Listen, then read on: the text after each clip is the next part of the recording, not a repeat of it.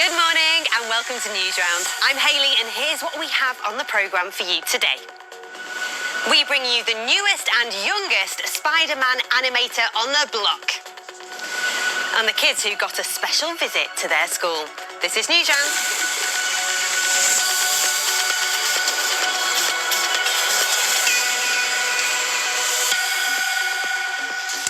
First up, to Libya, a country in North Africa where hundreds of people have been protesting in the streets after it was devastated by floods.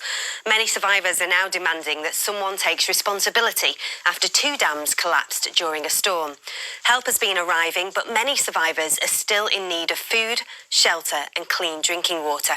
BBC reporter Anna Foster has been in the town of Derna, where some children are temporarily living in schools. This is a school in Derna, and it's a lot like your school, but the only difference is there aren't any lessons happening here today, because since the floods, this is where people are living. All of these children and families who had their homes swept away in the water are sleeping here now. And in one of the classrooms, where there'd normally be desks and chairs, look, and a teacher at the board at the front, instead there are mattresses that have been donated, there are blankets for people to sleep under, and a lot of these children, they didn't manage to bring anything with them from home, any of their clothes or toys, and so now they are living here in this school until they can find new houses. Thank you, Anna, and you can find out more about that story over on the Newsround website. But next up, Spider-Man Across the Spider-Verse smashed records at the cinema earlier this year. But did you know one of the scenes in the movie was made by a 14-year-old?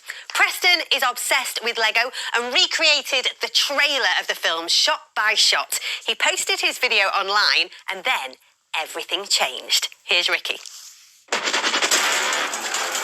This is the video Preston created from his bedroom. Who do you think you are? Really? It's his take on the Spider-Verse trailer. He created it using digital Lego and then posted it online. Miles! Want to get out of here?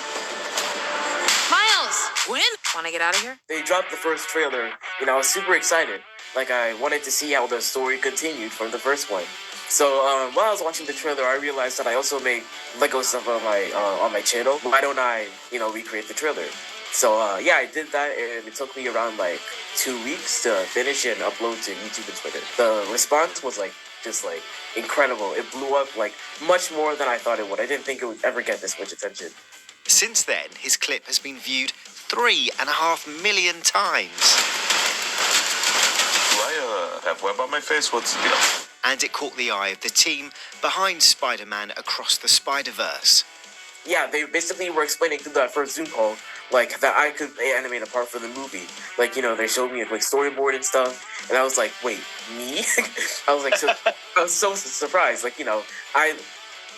get to animate a part in, potentially the greatest animated movie ever, I was just like, no way. There's no way I was gonna be able to do this. Get out of here! Got it, boss. I'm on it. I need a raise. Beep, beep. Miguel, it's Peter. We got an anomaly. Across the Spider-Verse has smashed records, becoming one of the biggest movies of the year so far, making £470 million worldwide. Were you into Spider-Man even when you were 7 or 8? Yeah, definitely. I was a Spider-Man fan. My earliest memory was just having a Spider-Man hard pencil case kind of thing, and I used to just copy the illustration of Spider-Man that was on there and just keep drawing him. And yeah, I was just really hooked on him. I loved his design. And Preston hopes this will launch his passion for animation. Well done, Preston. That is amazing. Next, it's time for another one of your press packs. This week, we join Khadija and Jackson, 2 book lovers who got to meet an author who visited their school.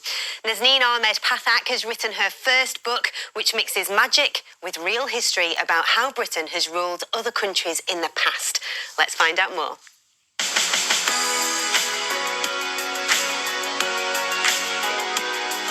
Hi Newsround, I'm Khadija. Hi, I'm Jackson. We've had an author visiting us today, and we're off to go meet her. Let's go.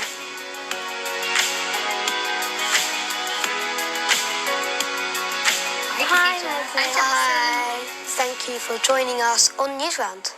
We are going to ask you a few questions, so let's get straight into it. The first question is, what is this book based on? Thank you both for having me. I'm really excited to be here to talk about this book. City of Stone and Magic is a fantasy story. It has magic and adventure, but it's also a story about real history. It follows my main character, Jumper. She's a witch, and Jumper's mother is kidnapped. She actually discovers that the men who took her mother are actually colonizers who are taking over India and ruling it for Britain. What inspired you to write this book? I was inspired to write this when my baby son was born, and I thought there are no stories that explain your heritage as a child who's got family in India, family in Bangladesh, but who's born in Britain. My family are from Bangladesh. Did that help inspire your writing? Absolutely. Both of my parents were born in Bangladesh, and I visited Bangladesh a lot as a child because when I was growing up, there were actually not that many stories about Bangladesh, and people didn't even almost know where it was. And now there's the city that my grandparents are from and my mother's from, right there on the cover of my book. Why do you think it's important for children to learn about the subject? Well, I like to think of history as being so much more than just facts and figures. It's really important for us to understand what happened in the past and how it has affected our society today. Why our communities look the way they do, why different communities have migrated to the UK. I just find history fascinating. It's like a treasure chest of stories.